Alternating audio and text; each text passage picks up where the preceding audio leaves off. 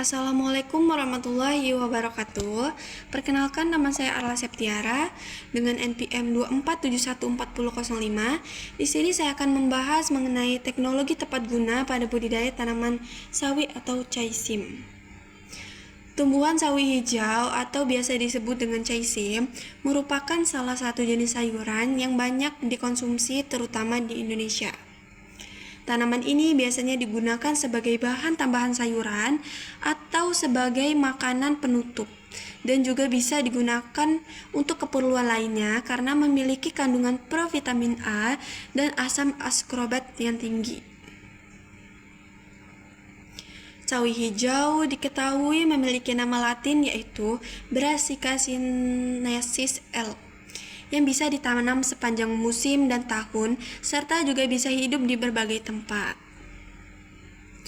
Tanaman ini termasuk jenis sayuran daun yang dapat tumbuh di dataran rendah maupun dataran tinggi. Dan karena pemeliharaannya yang mudah, tanaman caisim atau sawi banyak ditanam di area ladang, sawah, maupun pekarangan. Selain itu, tanaman sawi memiliki pasar yang cukup besar. Dan adapun tahap-tahap dalam proses budidaya tanaman sawi yang berdasarkan pada teknologi tepat guna, diantaranya adalah pemilihan benih, persiapan lahan, pemupukan, penanaman, pemeliharaan pada pengendalian organisme pengganggu tumbuhan, serta perlakuan panen dan pasca panen. Pada tahapan pemilihan benih, faktor yang penting yang akan menentukan bagus atau tidaknya tanaman sawi adalah proses pemilihan yang umum dan harus tepat, karena hal tersebut akan mempermudah kita dalam menanam dan memelihara tanaman tersebut, serta akan mempermudah kita mendapatkan hasil yang baik dan juga maksimal nantinya. Benih sawi yang baik biasanya mempunyai bentuk yang bulat, ukurannya yang kecil, warna kulitnya coklat kehitaman, sedikit keras, dan permukaannya yang licin mengkilap. Bibit dapat ditemukan di toko tanaman ataupun toko pertanian.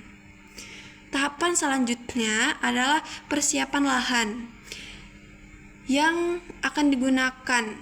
Penggemuran tanah dengan cara dicangkur bertujuan untuk memperbaiki sirkulasi udara pada tanah, memperbaiki struktur tanah.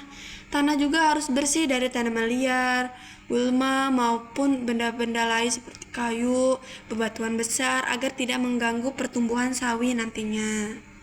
Selain itu, sebaiknya memiliki area tanah yang tidak tertutupi atau terhalangi sinar matahari, karena tanaman sawi ini membutuhkan sinar matahari langsung. Selanjutnya adalah membuat bedengan dengan panjang menyesuaikan dengan area lahan. Bedengan tersebut dibuat dengan lebar, tinggi, serta jarak baris antar bedengan. Serta pembuatan bedengan, maka dilakukan pemupukan dasar berupa pupuk kandang dan diberikan di atas bedengan, diaduk secara merata dengan tanah. Hal tersebut bertujuan untuk menambah kesuburan pada tanah. Pemupukan dasar yang dilakukan 7 hari sebelum tanam, sedangkan pemupukan susulan digunakan dengan pupuk urea yang diberikan setelah penyiangan. Setelah dilakukan pemupukan, maka dilanjutkan dengan tahap penanaman bibit sawi. Untuk menanam tanaman sawi ini dapat dilakukan dengan cara penyemaian atau langsung ditanam di area lahan. Pada area lahan yang telah siap, tanaman sawi ditanam di atas bedengan dengan jarak sekitar 10-15 cm. Lubang tanam dengan kedalaman 1-2 cm untuk menanam bibit sawi. Kemudian tutup kembali dengan tanah dengan menekan-nekan sisinya. Yang terakhir, siram dengan air. Tahapan selanjutnya yaitu pemeliharaan yang dilakukan dengan penyiangan, penjarangan, penyiraman, dan pengendalian organisme pengganggu tanaman. Penyiangan gulma dilakukan pada umur 2 minggu setelah tanam. Kemudian dilakukan Juga pendagiran susulan setiap 2 minggu sekali, terutama pada musim hujan, agar terhindar dari serangan hama dan juga gulma. Apabila penanaman dilakukan dengan cara penyebaran benih secara langsung di area lahan, dilakukan penjarangan tanaman 2 hari setelah tanaman ditanam, atau bersamaan dengan waktu penyiangan gulma.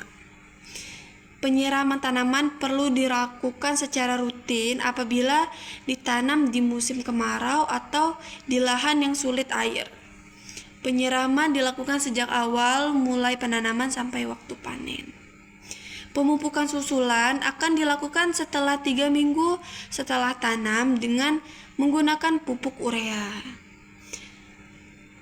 Terus tahapan pemeliharaan selanjutnya adalah pengendalian hama untuk mencegah timbulnya penyakit dan hama, sanitasi lahan, drainase yang baik, dan apabila diperlukan tanaman dapat disemprot dengan pestisida. Hama utama yang menyerang tanaman sawi adalah ulat daun kubis, yaitu Plutella sinostella. Pengendaliannya dapat dilakukan dengan cara pemanfaatan diadma samis clausum sebagai parasitoid hama Plutella. Selain itu, penggunaan pestisida nabati, biopestisida, dan pestisida kimia. Pengendalian dengan pestisida harus dilakukan dengan baik dan juga benar, seperti pemilihan jenis, dosis, volume semprot, cara aplikasi, interval, maupun waktu pengaplikasiannya. Tahapan terakhir pada budidaya tanaman sawi adalah yaitu panen. Dapat dilakukan setelah tanaman berusia 45-50 hari setelah tanam. Panen dilakukan dengan cara mencabut atau memotong pangkalnya. Pemanenan yang terlambat mengakibatkan tanaman cepat berbunga. Tanaman yang baru dipanen ditempatkan di tempat yang teduh agar tidak cepat layu, dan caranya dipercikan dengan air. Selanjutnya dilakukan sortasi berdasarkan bentuk dan juga ukuran, serta memisahkan bagian yang tua, busuk, dan juga sakit. Penyimpanan bisa menggunakan keranjang bambu, wadah plastik, ataupun karton yang berlubang agar menjaga sirkulasi udara dan terhindar dari sinar matahari langsung.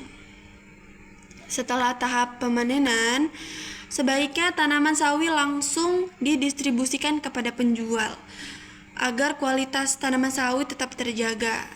Demikian ulasan yang dapat saya sampaikan mengenai tanaman sawi atau chai sim. Wassalamualaikum warahmatullahi wabarakatuh.